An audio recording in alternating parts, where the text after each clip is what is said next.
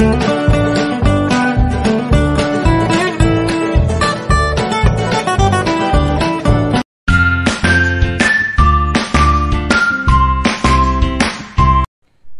Friends, అందరికీ నమస్కారం అండి. మన గార్డెన్లో పువ్వులు చూడండి, గార్లిక్ వైన్ పువ్వులు నిన్నటికి ఈ రోజుకి ఇంకా బాగా విరగబూసాయి. ఒక్కొక్క కొమ్మకి ఎన్నేసి పూలు వచ్చేస్తున్నాయి చూడండి, చాలా అందంగా ఉన్నాయి కదా. ఈ పూలు చూస్తుంటే నాకు ఆ కొమ్మల్ని వదలి బుద్ధి కావట్లేదండి, అంత అందంగా ఉన్నాయి పువ్వులు. కోతులు ఎలాగో మన్నించాయి మన పువ్వుల మొక్కల్ని. అసలు చూసి వెళ్ళిపోతున్నాయి ఏమో అనిపిస్తోంది. రోజు వస్తున్నాయి కోతులు నన్ను సంతోష పెట్టడానికి. ఏమన్నా అలా వదిలేసి వెళ్తున్నాయి ఏమో అనుకొని నవ్వుకుంటున్నాను నేను. ఇది చూడండి మన గార్డెన్ ఎలాగుందో. ఈరోజు ఆదివారం కదా, కొంచెం ఖాళీ దొరికిందండి. ఇదిగోండి మొక్కలు అయితే చినుకులకి బాగా మొక్కల మధ్యలో గడ్డి బాగా వచ్చేసిందండి. మనం వేసి పెంచే మొక్కలు ఇంత బాగా రావేమో, కానీ గడ్డి మాత్రం సూపర్గా వచ్చేస్తుందండి. బాగా పెరిగిపోయింది మొక్కల్లో అంతా కూడా. అదే చెప్తా అంటారు కదా, గడ్డి పనికిరాని గడ్డిలాగా ఉండకూడదు, తులసి వనంలో గంజాయి మొక్కలాగా ఉంటారు అనే సామెతలు చెప్తూ ఉంటారు కదా. గడ్డి దేనికి పనికిరాదు అంటారు, కానీ అది కూడా పనికొస్తుందండి. కాకపోతే అది పశుగ్రాసం అవుతుంది.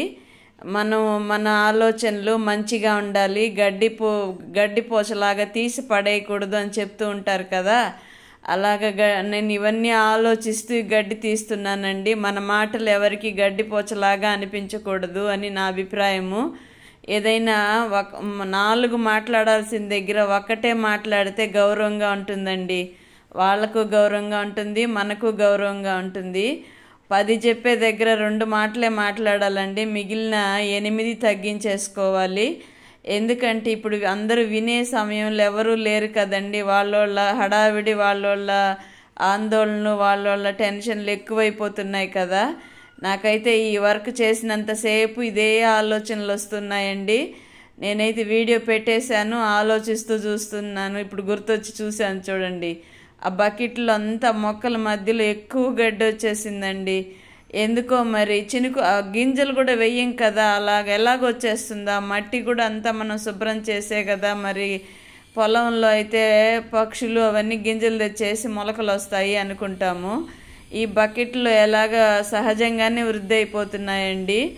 ఆశ్చర్యంగా ఉంది నాకు. అదే మాకు మెడిటేషన్ క్లాసుల్లో నేర్పిస్తారు. మనం వద్దనుకున్న వ్యర్థ ఆలోచనలు మన చుట్టూ మూగేస్తూ ఉంటాయి. పనికిరాని పురుగుల్లాగా పనికొచ్చే విషయాలన్నిటినీ తినేసి, అంటే మంచి విషయాలన్నిటినీ మరుగుపరిచేసి, పనికిరాని వ్యర్థ ఆలోచనలు, వ్యర్థ ఆందోళనలు మన చుట్టూ మూగేసి మనల్ని ఇబ్బంది పెట్టేస్తూ ఉంటాయి. ఎంత వదిలించుకున్నా కానీ కొన్ని ఆలోచనలు చూడండి, మనం ఎంతో ప్రశాంతంగా ఉండాలని నిద్రలేస్తామా, భగవంతుడికి నమస్కారం పెట్టి దినచర్యలో మొదలు పెడతాము. కానీ ఎవరో ఒకరు వచ్చి మన ప్రశాంతతని దూరం చేసేస్తూ ఉంటారు. మన ప్రసన్నత అంతా పోతుందండి. ప్రసన్నత రైమింగ్ వర్డ్స్ బాగున్నాయి కదా. బాగా చెప్పుంటే ఒక థ్యాంక్స్, ఒక లైక్ ప్లీజ్. ఇదిగోండి ఇలాగా మొత్తము మన మనసుని అలజడిలోకి తీసుకొచ్చేసే వ్యర్థ ఆలోచనల నుండి మనం ముక్తి కావాలంటే ఏదో ఒక పనిలో బిజీగా ఉండడమే మంచిదండి. లేదంటే ఎవరో ఒకరు వచ్చి మన ప్రశాంతతను దూరం చేస్తూ ఉంటే మనం గమ్ముగా ఉండలేం కదా. పనిలో బిజీగా ఉన్నంటే వచ్చిన వాళ్ళు వచ్చినట్టే వెళ్ళిపోతూ ఉంటారా అంటే వ్యర్థ ఆలోచనలు నేను చెప్పేది. అవి వ్యర్థ ఆలోచనలు మన ఇబ్బంది పెట్టి మనల్ని బాధ పెట్టేటివిగా ఉండకూడదు. మంచి ఆలోచనలతో మన పనుల్లో బిజీగా ఉండాలని దాని అర్థం నేను చెప్పేది. అర్థమైందంటే ఒక లైక్ ప్లీజ్. ఇదిగోండి క్యాప్సికమ్ ఫ్రైకి నేను మసాలాలు అంటే పొడులన్నీ వేస్తున్నానండి. కొద్దిగా జీలకర్ర, కొద్దిగా పచ్చిశనగపప్పు, ఎండుమిర్చి వేశాను, మెంతులు కొన్ని వేసానండి. అన్నీ వేసాను. ప్రతిసారి క్యాప్సికము వేరుశనగకాయల పొడి వేసి చేస్తే తినట్లేదండి ఇంట్లో వాళ్ళు. ఈసారి ఇలా ట్రై చేద్దామని చేస్తున్నానండి. ధనియాలు, అది పచ్చిశనగపప్పు. ఇప్పుడు వేసిన వస్తువులు ఏంటంటే కొద్దిగా ధనియాలు, కొద్దిగా జీలకర్ర, కొద్దిగా పచ్చిశనగపప్పు, కొద్దిగా ఒక 1/2 స్పూన్ మెంతులు, ఎండుమిర్చి ఒక 5-6 ఎండుమిర్చి వేసానండి. ఇందులో అన్నీ వేసి బాగా వేపేసి దోరగా అంటే గోల్డ్ కలర్లో వేపేసి చల్లారి పెట్టి పొడి చేసి వేసానండి ఇందులో ఫ్రైలోకి. చూపెడతాను చూడండి. ఇలాగ ఒకవేళ మీరు కూడా చేసుంటే మీకు కూడా ఒక మెనీ థ్యాంక్స్. నా ఆలోచన మీకు కూడా వచ్చిన దానికి. అలాగా మీరు చేయకుండా ఉండుంటే నాకు థ్యాంక్స్ చెప్పాల్సిందే మీరు, ఎందుకంటే అమ్మని కదా నేను. కాబట్టి తెలుసుకోవడంలో ఒకరికొకరు థ్యాంక్స్ చెప్పుకోవడంలో తప్పేమీ లేదండి. ఇదిగోండి, మినప్పప్పు ఒక 2 స్పూన్లు వేసానండి, పచ్చిశనగపప్పు 2 స్పూన్లు వేసాను. ఒక 3.5 కాయ అండి, ఒక కాయలో అరకాయ చెడిపోయింది. 3.5 కాయ క్యాప్సికమ్ కట్ చేసి పెట్టుకోవాలండి. అది కూడా వీడియో తీస్తున్నాను చూడండి.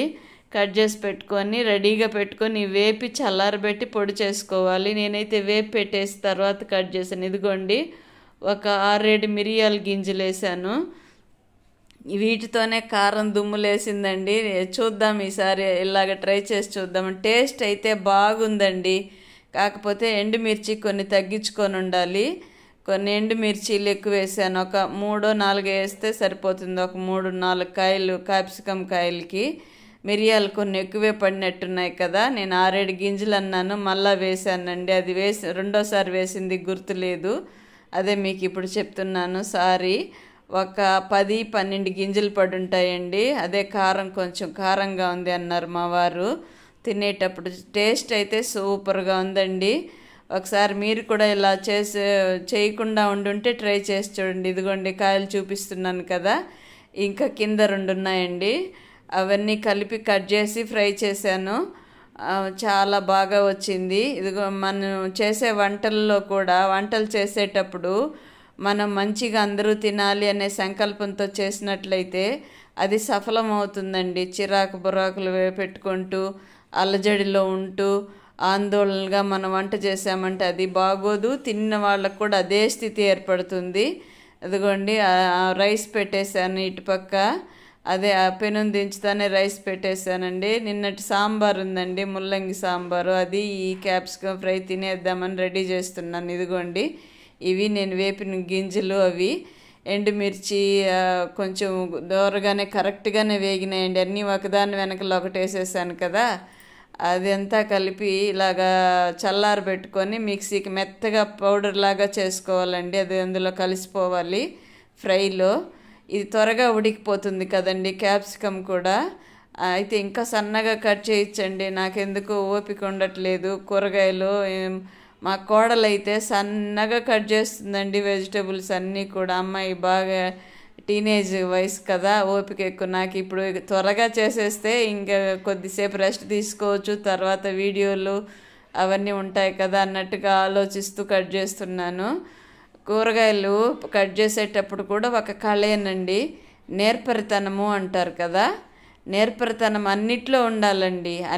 అన్ని నేర్పరితనంతో పాటు మనలోకి వ్యర్థం రానియకుండా ఉండే నేర్పరితనం కూడా మనం నేర్చుకోవాలండి.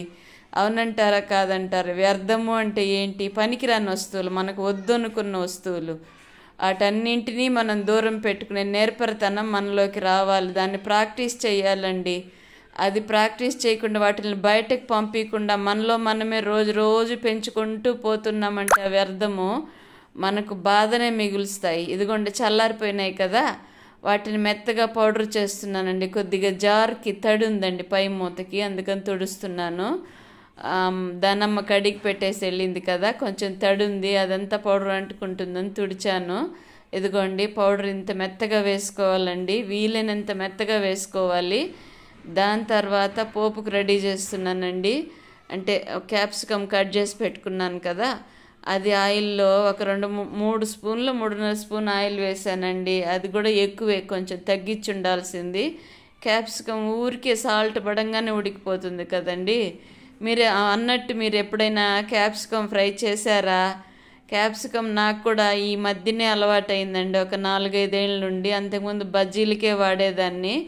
మా కోడలు నేర్పించింది. ఇది క్యాప్సికమ్ ఫ్రై కూడా చేసుకోవచ్చు అమ్మమ్మ అంటుంది. మా బావగారి మనవరాలండి, బాగా దగ్గరగా ఉంటుంది అమ్మాయి, అమ్మమ్మ అని పిలుస్తుంది. కాబట్టి చేసుకోవచ్చు అమ్మమ్మని. చాలా సన్నగా కట్ చేసి చేస్తుందిలేండి అమ్మాయి.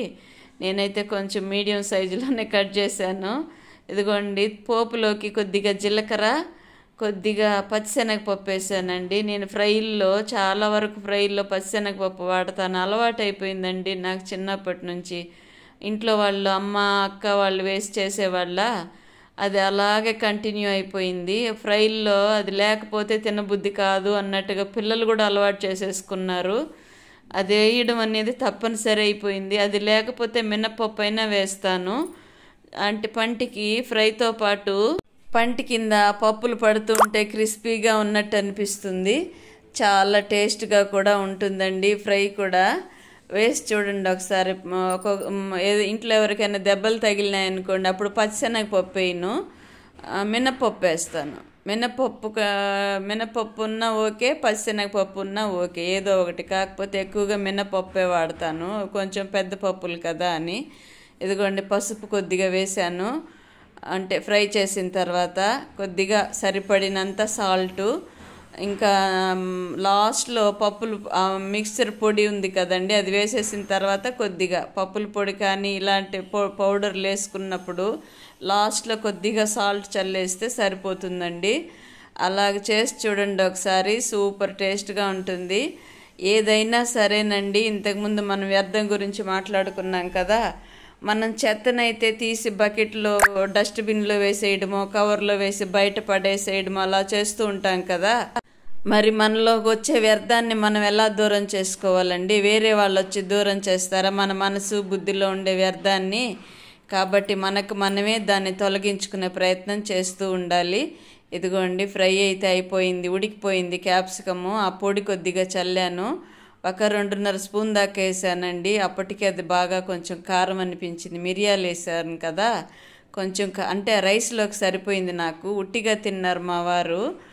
అంటే నేను ముల్లంగి సాంబార్ తిననండి, హెడేక్ ఉందని, మైగ్రేన్ ఉందని. మా వారు తిన్నారు, కారంగా ఉందన్నారు. నాకైతే రైస్లోకి సూపర్గా సరిపోయిందండి, టేస్ట్గా కూడా ఉంది.